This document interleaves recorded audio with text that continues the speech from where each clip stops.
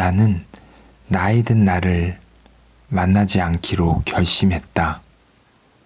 제7화 날개가 꺾인 사람들. 막상 내가 원하는 사람을 찾으려 하니 쉽사리 찾아지지가 않았다. 그나마 안면이 있던 사람들을 통해 경찰서를 드나들어 봐도 내게 인터뷰를 해주겠다는 사람이 없었다. 시간이 흐르자 마음이 초조해지기 시작했고 나는 점점 잔인한 인간으로 변해가는 나 자신을 발견했다. 소극적이었던 처음과 다른 모습으로 그들에게 다가가 직접적으로 물었다.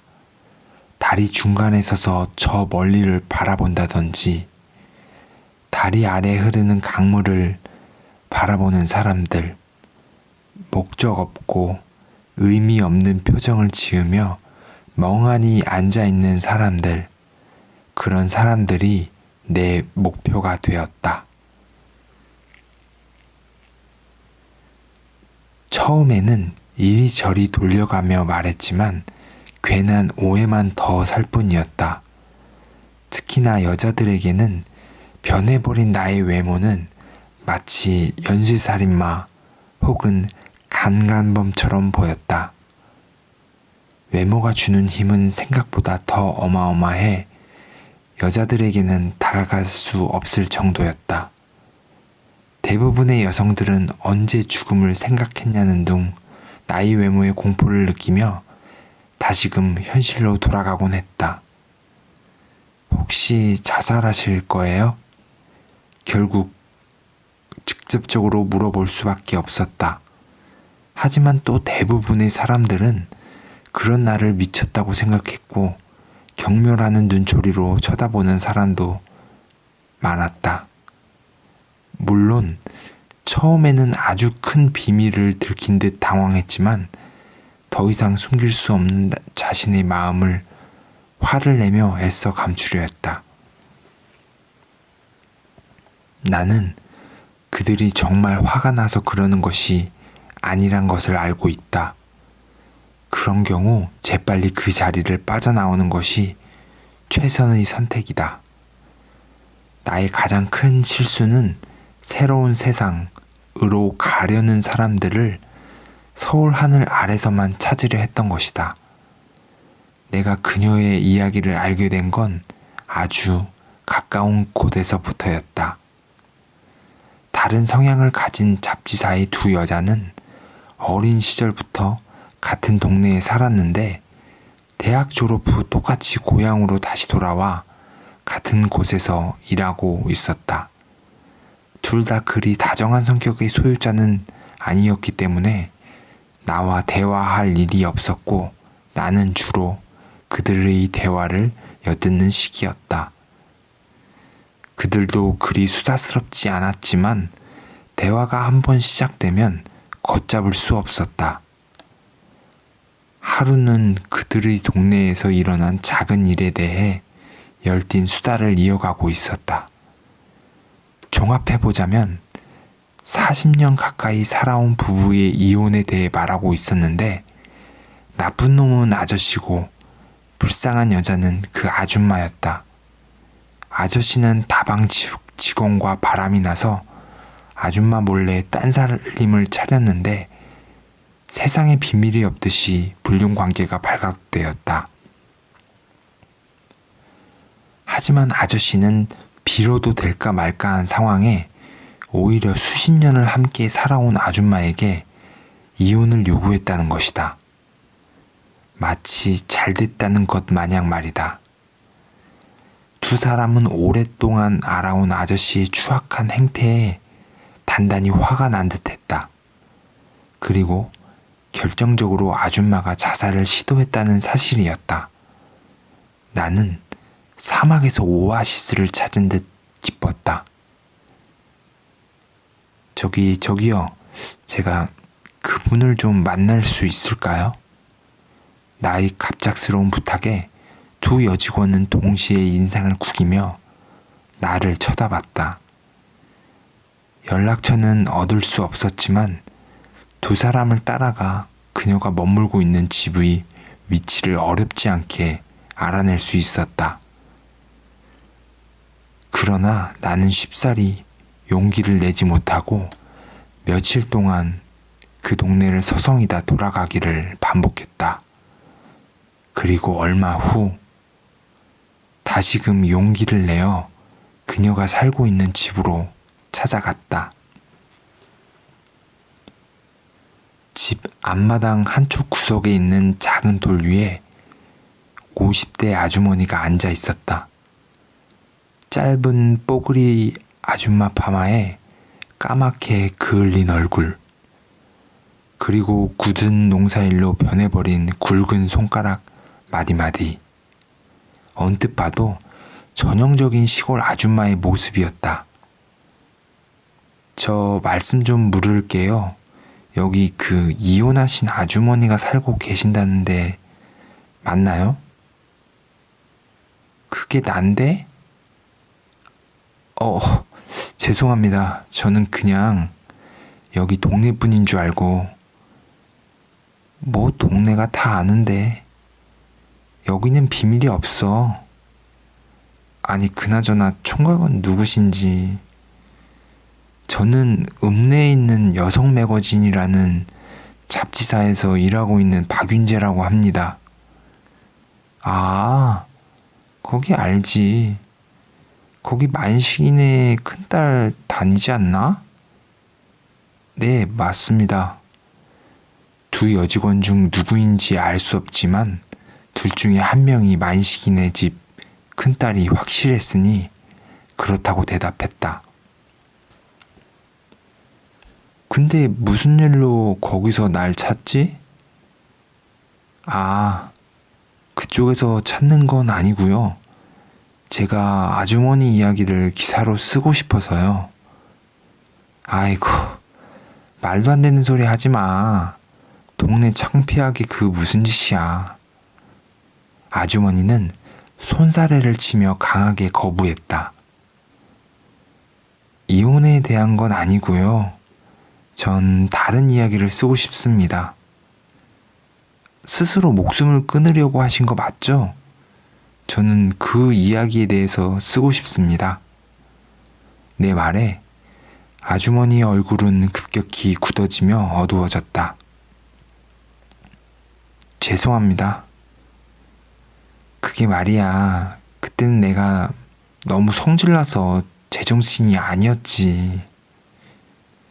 아주머니도 대화 상대가 필요했는지 의외로 쉽게 말문을 열었고 나는 자연스레 아주머니의 옆자리로 다가갔다. 9월의 가을볕이 따스하게 내리쬐는 양지바른 곳에 나는 아주머니와 나란히 쪼그려 앉았다. 총각은 몇 살이나 먹었어? 우리 딸하고 비슷한 것 같은데? 따님이 몇 살인데요? 39. 좌절감이 밀려왔다. 저 아직 30대 초반이에요. 아이고, 근데 왜 얼굴이 그래? 아주 해골이네, 해골. 밥도 못 얻어먹고 다녀? 또다시 좌절감이 밀려왔다. 기자는 나이고 내가 물어봐야 하는데 오히려 질문을 받고 있다니. 아주머니 이야기를 그러고 다니면 여자들이 다 도망가. 요즘엔 외모가 중요한 거 몰라? 아줌마, 저 말 좀 합시다. 문득 궁금했다. 이 아줌마는 자신의 질문에 대한 답을 얻고 싶긴 한 것일까? 아직 젊은데 왜 그래? 세상에 여자가 뭐 하나뿐이겠어? 나는 그 순간 정지해버렸다. 도대체 이 아줌마는 정체가 뭐지? 무슨 말씀이신지. 그 나이에 이러고 다니는 거 보면 뻔한 거 아니겠어? 요새 사람들은 만나고 헤어지는 것을 아주 밥 먹듯이 하더라고. 아주머니는 손가락으로 내 머리부터 발끝까지 가리키며 말했다. 나는 멋쩍게 웃었다. 전 아주머니의 이야기를 듣고자 이렇게 찾아온 겁니다. 제 이야기를 하려고 하는 게 아니라고요. 분위기 반전을 위해 눈을 부릅뜨고 강한 어조로 말했다. 중간에 내 말이 끊길까봐 어찌나 빨리 말했던지 마치 속사포 랩처럼 들렸다. 무슨 말을 하는 건지 원. 아주머니는 혀를 차며 고개를 가로저었다. 그리고는 잠시 눈을 돌려 광활하게 펼쳐진 황금 들녘을 바라보고 있었다. 가을 바람에 황금빛 들녘이 일사불란하게 일렁거렸다. 나도 아주머니를 따라 벼이삭 사이로 바람이 이동하며 만들어내는 소리를 눈을 감고 잠시 감상했다. 처음 들어보는 낯선 바람 소리였다. 셀 수 없이 많은 벼이삭들이 서로를 부딪혀가며 존재하지 않는 음악을 만들어냈다.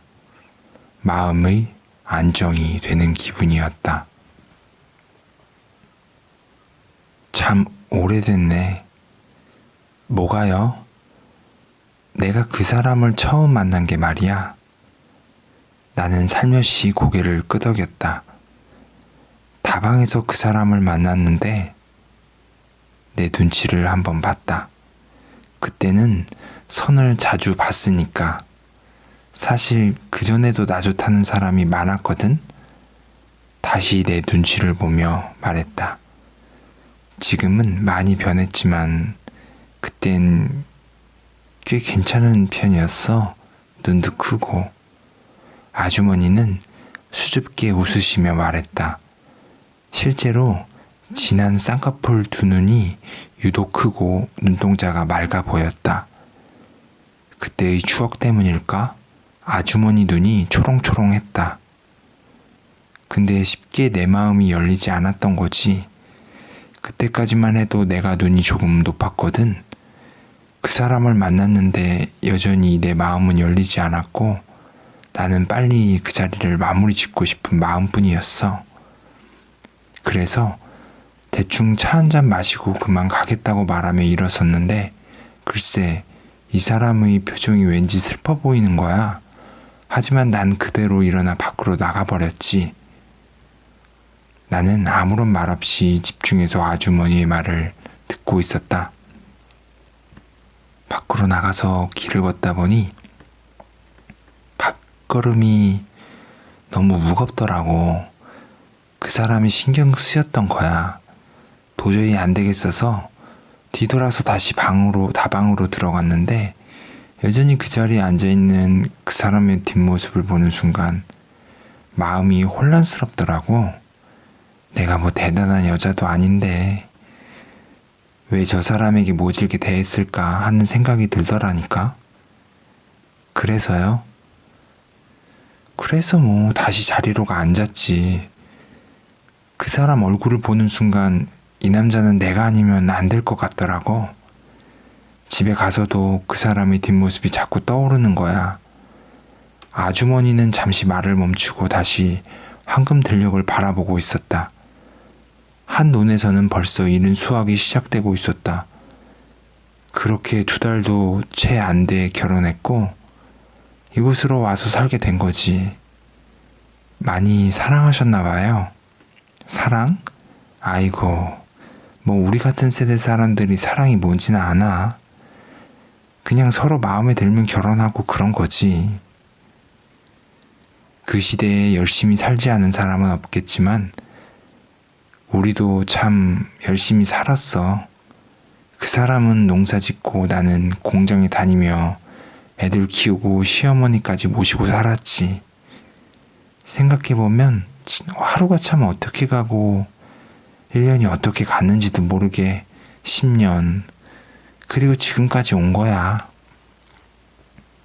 하루를 제대로 느낄 시간조차 없이 빠르게 온 거지.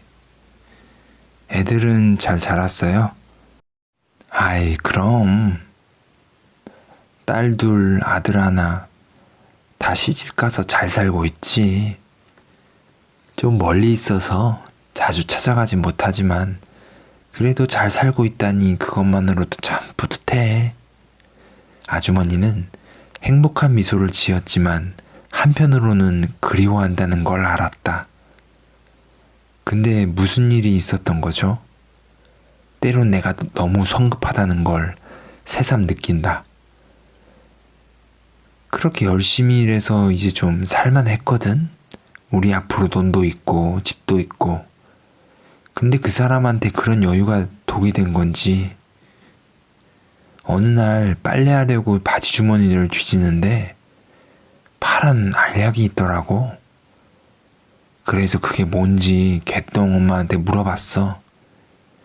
개똥 엄마요? 내가 물었다. 아, 이웃집 아줌마. 아, 네.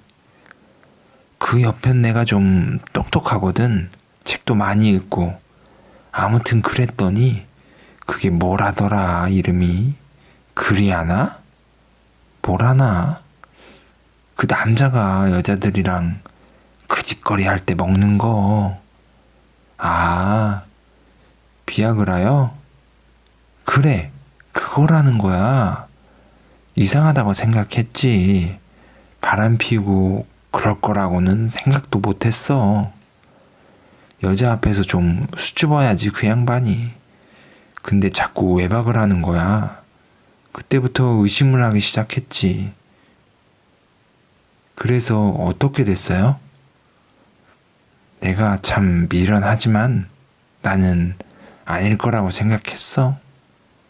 그래서 그냥 잠자코 있었지. 그런데 글쎄 개똥 엄마가 그 사람 뒤를 미행한 거야. 아주머니는 계속 고개를 끄덕였다. 사실이었어. 이전부터 다방 여자와 살림 차려 살고 있더라고. 어떤 기분이셨어요? 어떤 말로 그 기분을 표현할 수 없을 것 같은데 무엇보다 배신감이 컸어. 그래서 집 앞에서 농약을 들고 죽겠다고 난리를 쳤는데 그게 막 동네방네 다 소문난 거지 뭐야. 아, 네. 동네 부끄러워서 얼굴도 못 들고 다니겠어.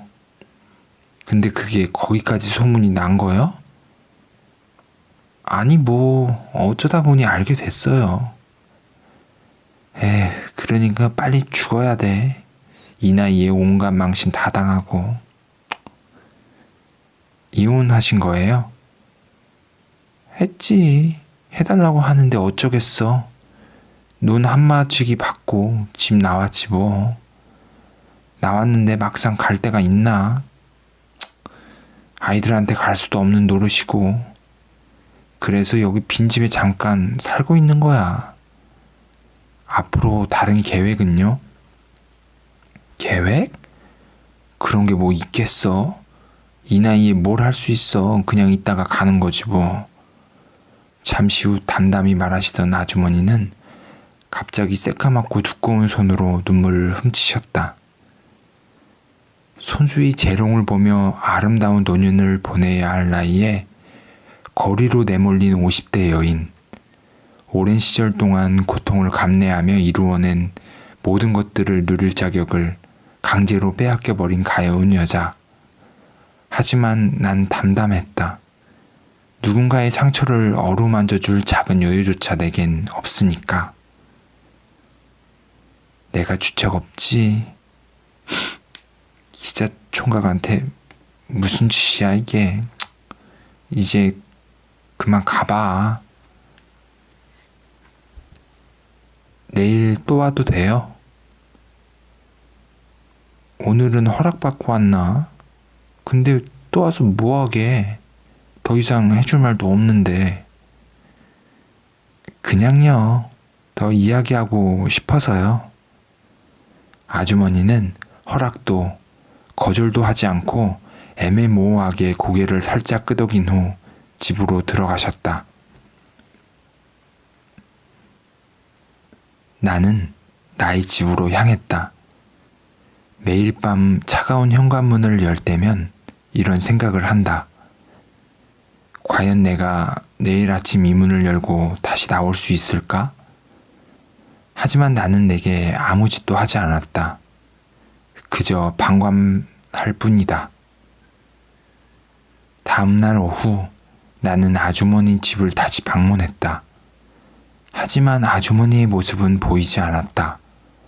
어제와 같은 자리에 앉아 오랜 동안 기다렸다. 흙바닥에 누워 가을 하늘을 만끽했다.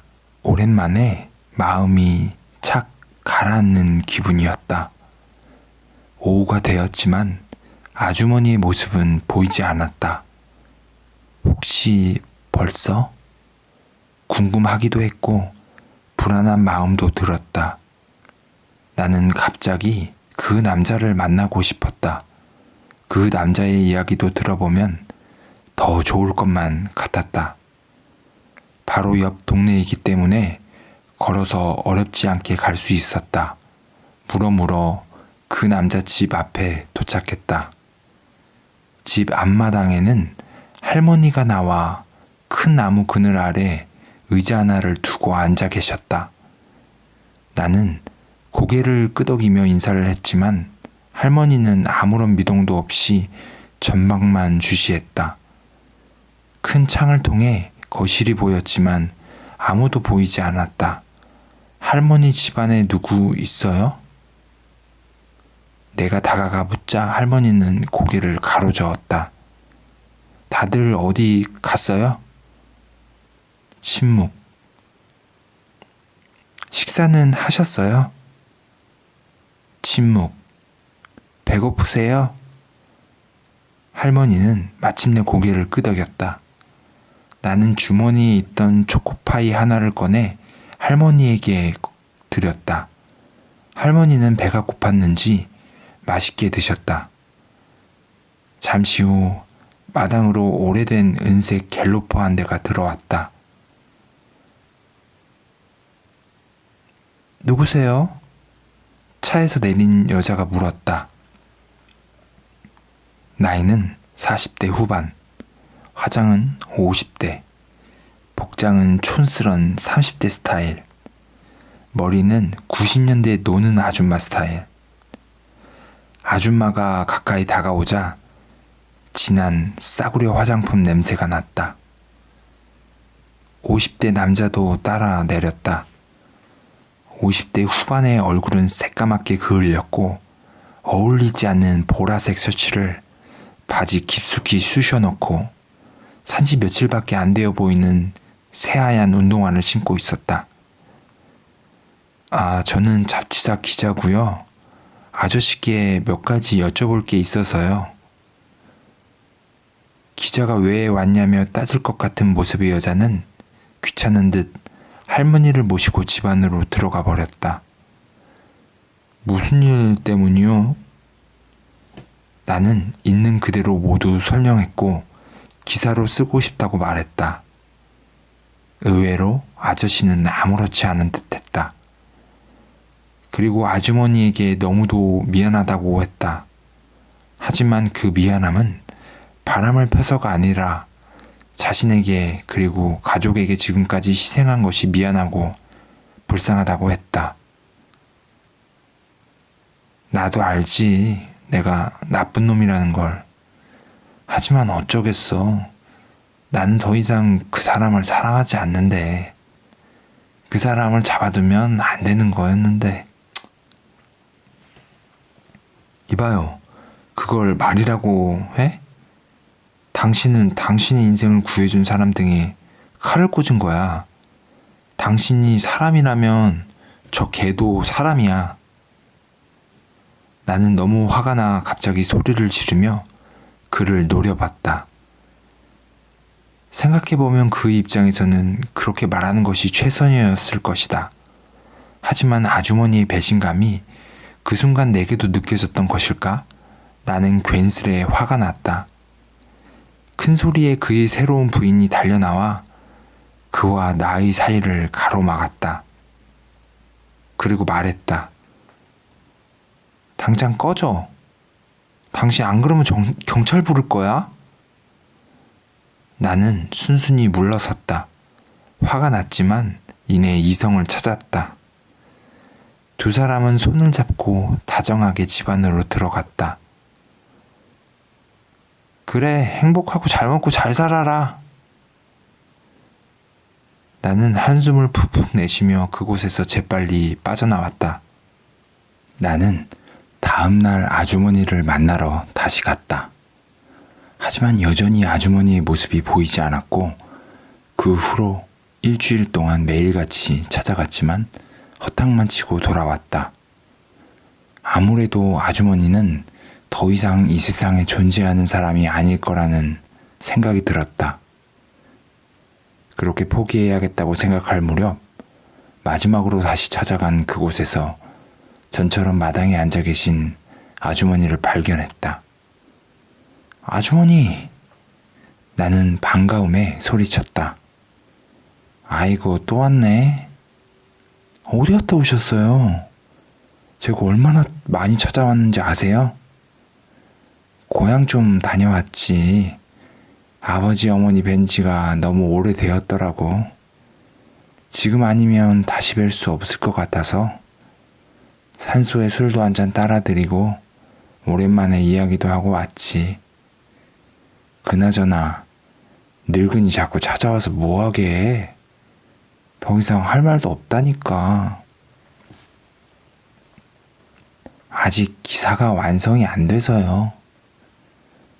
대체 나에 대해서 뭐라고 쓸지 궁금하네. 나중에 보여드릴게요. 볼 수 있을지 모르겠네. 아저씨 만났어요? 아저씨? 내가 고개를 끄덕였다. 그 여자도?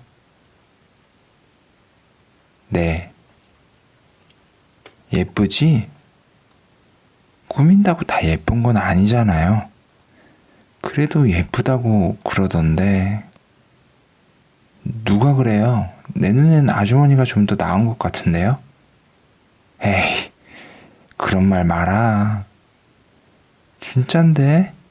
저는 거짓말 잘 못하거든요.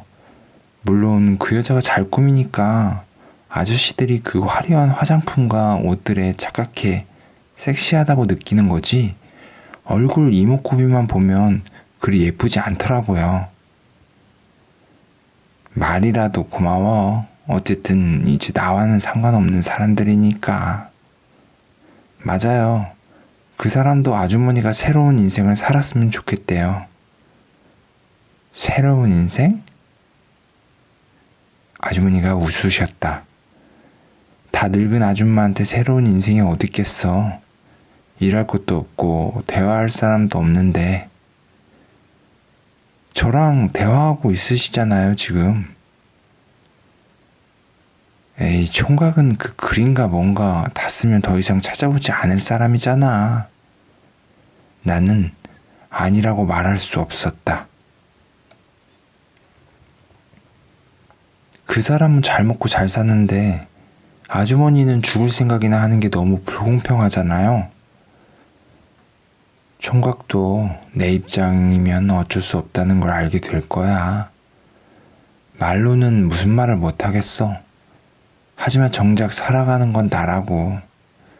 내게 남은 건 아무것도 없어. 돈도 없고, 가족도 없고, 젊음도 없어. 또 여기저기 아프지 않은 것도 없고. 근데 억지로 살아서 고통을 겪어야 하는 걸까? 남은 생이 더 이상 아무런 의미도 없는데. 죽는 게 꼭 나쁘지만은 않을 거야. 특히나 우리 같은 사람들한텐. 죽지 말라고, 열심히 살아가라고 나는 차마 말할 수 없었다. 어쩌면 아주머니의 말이 맞을지도 모른다.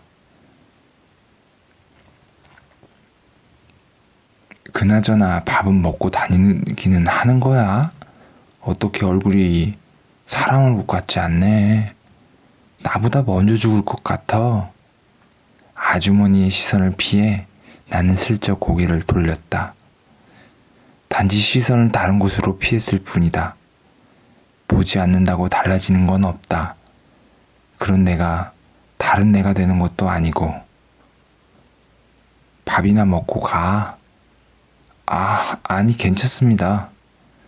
괜찮긴 뭐가 괜찮아. 어서 들어와. 아주머니가 차려준 밥상은 시래기에 된장을 풀어넣고 끓인 찌개, 그리고 고추장아찌가 전부였지만 맛은 그 어떤 반찬도 부럽지 않을 만큼 좋았다. 사먹는 것에서는 절대로 느낄 수 없는 맛이 한 가지 있었지만 그것이 무엇인지는 도무지 알 수 없었다. 지난번에는 반찬이 없어서 밥 먹으라고 말도 못하 했는데 얼굴 보니 이거라도 먹는 게 나을 것 같네. 아니에요. 정말 맛있는데요. 여기서 잠시 동안 살고 있는 거라서 뭐 할 수가 있어야지. 이 집에는 어떻게 들어오신 거예요? 개똥 엄마가 아는 사람 집인데 봄에 여기 허물고 공장을 짓는다고 몇 개월 살 수 있다더라고. 그래서 왔지. 어차피 갈 데도 없으니까.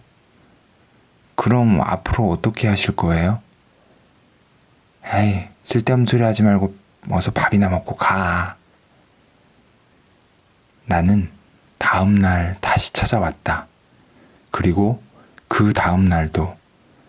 그때마다 아주머니는 항상 마당에 나와 계셨다. 내가 꼭 한번 하고 싶은 게 있는데 어느 날 아주머니가 하고 싶은 말이 있는 듯 머물거렸다. 뭔데요? 제가 도와드릴게요. 아주머니는 머뭇거리며 선뜻 말을 꺼내지 못하고 있었다. 무엇을 하고 싶은 거지? 여행? 여행이라면 강원도가 가깝고 좋겠군. 공부? 아니야. 오늘 내일 죽고 싶은 사람인데 바다가 보고 싶을지도 모르지. 영화 속에 나오는 죽기 전 대부분의 사람들이 그러잖아.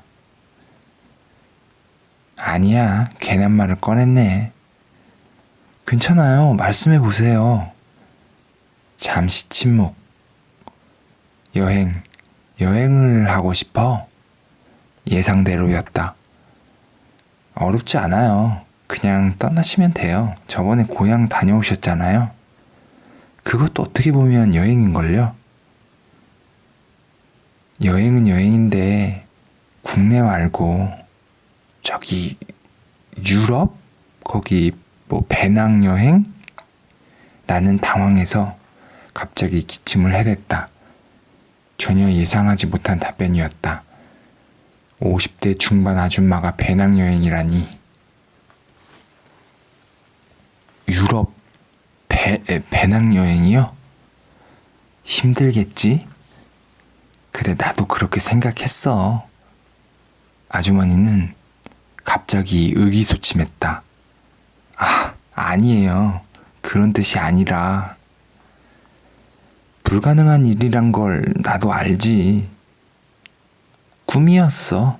하지만 현실이 될 수 없는 게 꿈이라는 거니까. 근데 어떻게 유럽 배낭여행을 생각하신 거예요? 시골에서 일만 하던 내가 배낭여행이 뭔지는 알겠어? 한 10년 전에 동네 이장아들이 그걸 갔다고 하더라고. 유럽 배낭여행이요? 그래, 그땐 그냥 뭔지도 모르고 그런가 보다 했지. 매일 일만 하고 살던 내가 하고 싶은 게 어디 있었겠어? 그냥 살았던 거지. 근데 텔레비전에서 유럽 배낭여행에 대해 나오더라고. 그때 그런 생각을 했지. 저곳에 젊은 내가 서 있다면 얼마나 설레고 행복할까? 젊은 내가 말이야. 그래도 아줌마는 안 돼요. 너무 늙었잖아요. 이성적으로는 이렇게 말했어야 했지만 차마 그럴 수 없었다. 아주머니 지금도 늦지 않았어요. 나는 마음에도 없는 말을 하기 시작했다. 아이고, 다 늙은 아줌마가 배낭 머시기를. 내가 미쳤지. 왜 이런 말을 꺼내가지고. 주책도 이런 주책이 없지. 아주머니는 갑자기 얼굴이 빨개지셨다. 아휴, 내가 미쳤나 봐. 정말 미쳤나 봐. 나는 그날 집으로 돌아온 뒤 많은 생각을 했다. 나 역시 경험이 없기에 무슨 말을 해야 할지 몰랐다. 잠이 오지 않았다. 나는 인터넷으로 유럽 배낭여행에 대해 검색하기 시작했다. 새벽 4시 반, 나는 한 가지 결론에 도달했다. 아줌마, 배낭여행 간다. 다음날 나는 책 몇 권을 사서 아주머니에게 갔다. 아주머니는 나에게 책을 받고 잠시 말을 잇지 못했다. 제가 유럽 여행, 배낭여행 꼭 보내드릴게요. 사실 겁났다. 내가 무슨 재주로 50 중반의 아줌마를 혼자 유럽 배낭여행을 보내겠는가. 그럼에도 불구하고 갑자기 이유 모를 용기가 났다. 내가 무엇인가에 홀렸던 건지 누구든 할 수 있다는 생각이 들었다.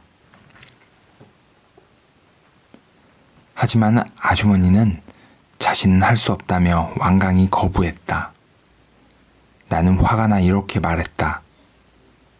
어차피 죽고자 했는데 여기서 죽든 거기서 길 잃어 죽든 그래도 꿈을 최소한 시도는 해봐야죠. 내가 이런 말을 한다는 게 우스웠다. 아주머니는 나의 설득에 마침내 마음을 조금씩 열었다. 그러니까 제일 걱정되는 게 남들의 시선이다. 이겁니까? 남 보기 부끄러우니까 다 늙은 아줌마가.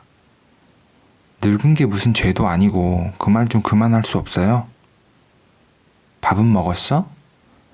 그날도 나는 아주머니가 해주신 밥을 먹었다. 최근 우리가 매일같이 하는 일은 밥 먹고 마당에 앉아 가을 햇볕을 쬐는 것이었다. 근데 왜 매번 여기 나와 계신 거예요? 마음이 편해지고 좋잖아.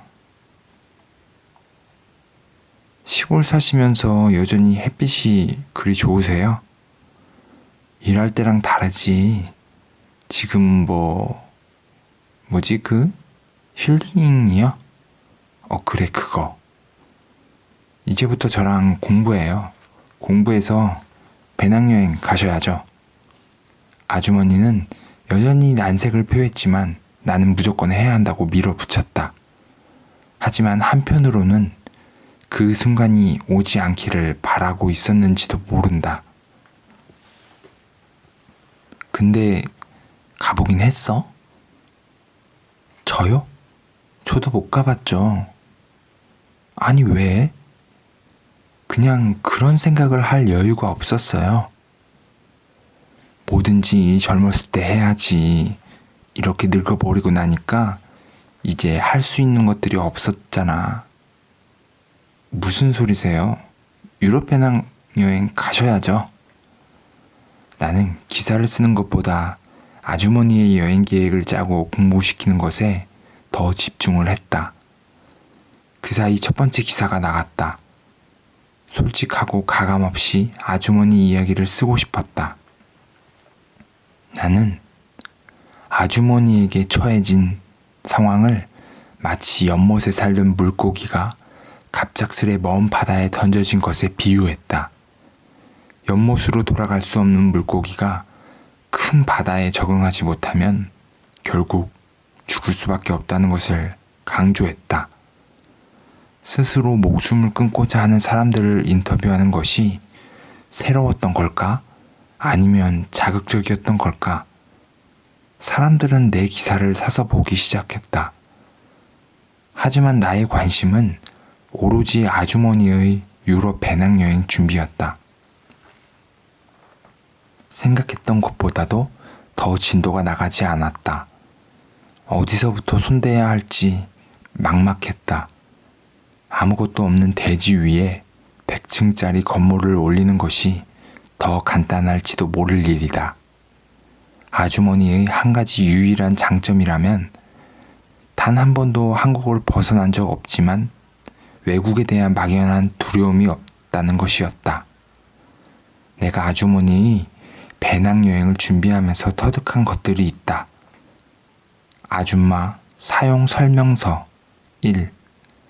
남의 이야기를 잘 듣지 않기에 설명은 되도록 짧고 간결하게 해야 한다. 2. 자신을 너무 과신하고 걱정이 없기 때문에 위험성에 대해 관련 영상 등을 보여줘야 한다. 3. 드라마를 되도록 보지 않게 해야 한다. 한 번이라도 드라마 시청을 한다면 그 시간에는 2번 다시 공부를 할 수 없기 때문이다. 4.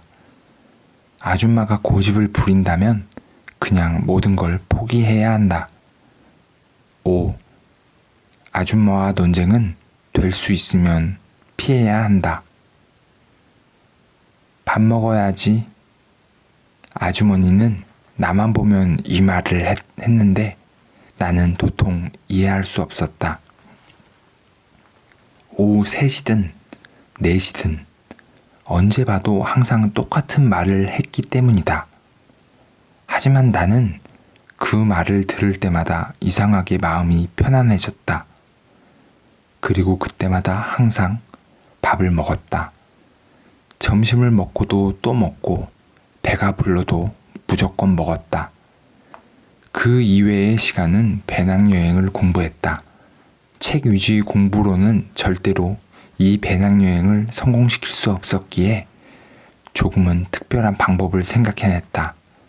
나는 비행기에서 내렸을 때부터 일어나는 모든 상황을 하나의 장면처럼 만들었다. 그렇게 1번부터 하나둘 쌓여 나갔다. 그리고 그것을 동영상으로 녹화하기 시작했다. 아줌마, 나한테 자꾸 한국말 하면 어떡해요?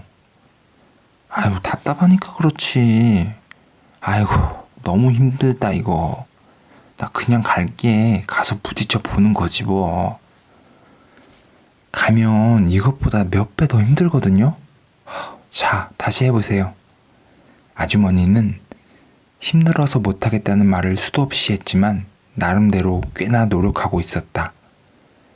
그래도 매번 수없이 많은 물음표가 생겼다.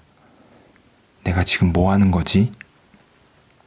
이러고 있는 나 자신을 다시 돌아보았다. 낯선 느낌, 마치 처음 가보는 외국 도시에 도착한 것 같았다. 계획과 다른 삶의 길은 항상 묘한 기분을 준다.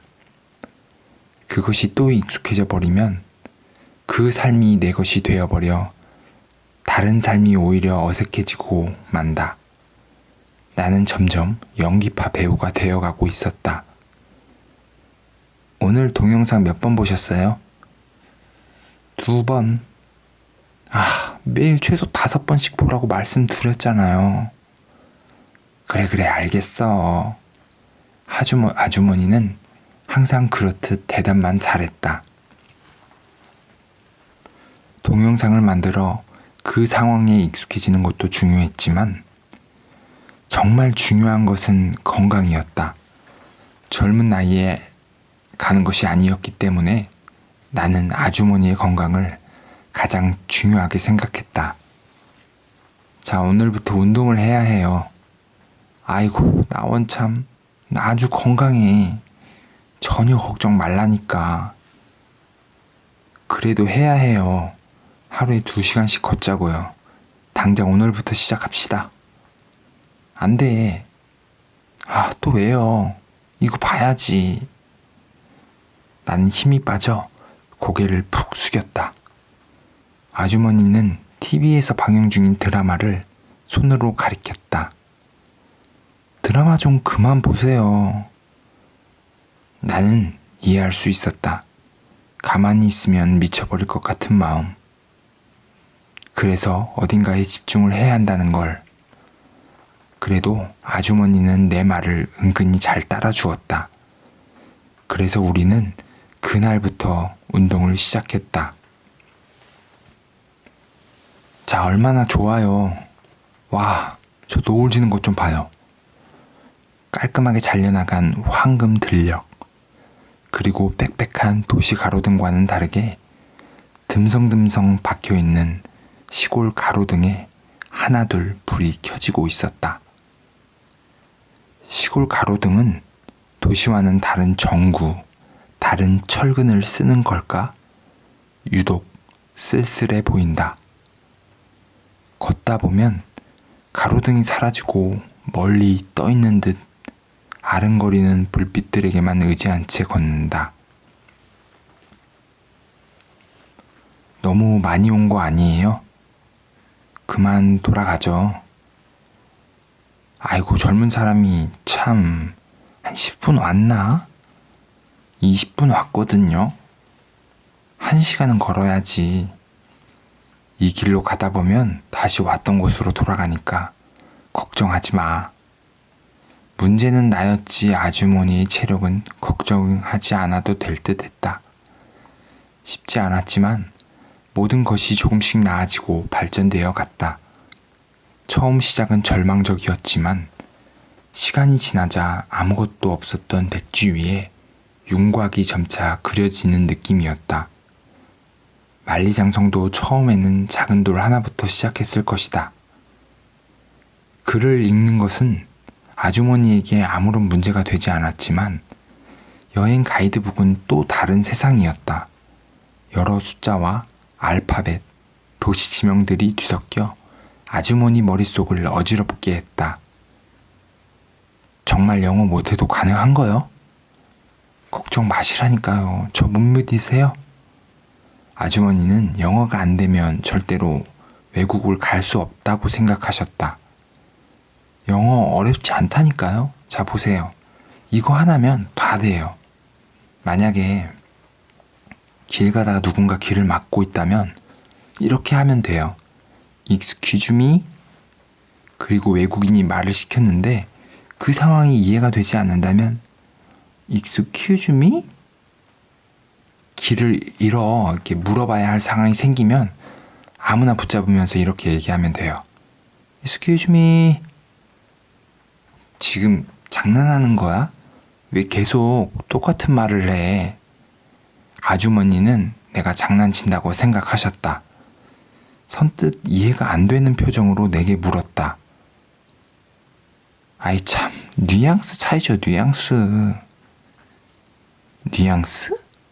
네, 잘 보세요. 첫 번째 상황은 길을 비켜달라는 거잖아요. 그러면 excuse me? 하면서 검지로 나를 한번 가리키고 앞에 길을 다시 가리키는 거예요. 아, 그리고 표정은 입꼬리를 살짝 올린 상태여야 해요. 또 그 순간 고개를 살짝 옆으로 갸우뚱하는 게 중요해요. 난 앞으로 가야 한다는 느낌으로. 자, 한번 해보세요. 이렇게 아주머니는 손가락을 반쯤 구부린 후 억지 미소를 짓고 고개는 삐그덕거리며 힘들게 오른쪽으로 확 꺾었다. 아줌마, 그러다 목 나가요. 아주머니는 마치 목이 꺾인 척키 인형 같았다. 휴, 무섭네요. 다시는 이렇게 하지 말아요. 알겠죠? 이렇게 하라고 할 땐 언제고? 그럼 두 번째는 뭐 어떻게 하라는 거요? 두 번째 상황은 말이죠. 최대한 궁금한 표정으로 왼손은 살짝 최대한 자연스럽게 어깨 높이로 들고 고개는 살짝 오른쪽으로 돌리면서 눈은 3분의 2 정도는 감아야 해요. 그리고 왼쪽 귀를 상대방 쪽으로 내민다는 느낌으로 하면 되는 거예요. 뭐가 이렇게 어려워? 아니에요. 쉬워요. 자, 따라 해보세요. 엄청나게 자연스럽지 않고 다소 웃기기도 한 모습이었지만 아주머니의 그런 모습이 재밌고 귀엽게 느껴졌다. 우리는 운동과 공부를 동시에 했다. 함께 길을 걸을 때면 나는 전날 외웠던 여행 영단어를 묻고 또 물으며 반복 학습을 했다. 물론 쉽지는 않았다. 10초 전에 알려줬던 영어 단어를 기억하지 못하는 것은 늘 있는 일이었다. 처음에는 답답함에 모자를 땅바닥으로 집어던진 적도 있지만 곧바로 나의 행동을 후회했다. 직선으로 길게 쭉 뻗은 거리 끝에서 노을이 떨어지고 있었고 그곳을 향해 걷고 있는 아주머니 뒷모습을 보자 순간 울컥해졌다. 이유는 모를 쓸쓸함 그리고 두려움이 찾아왔다.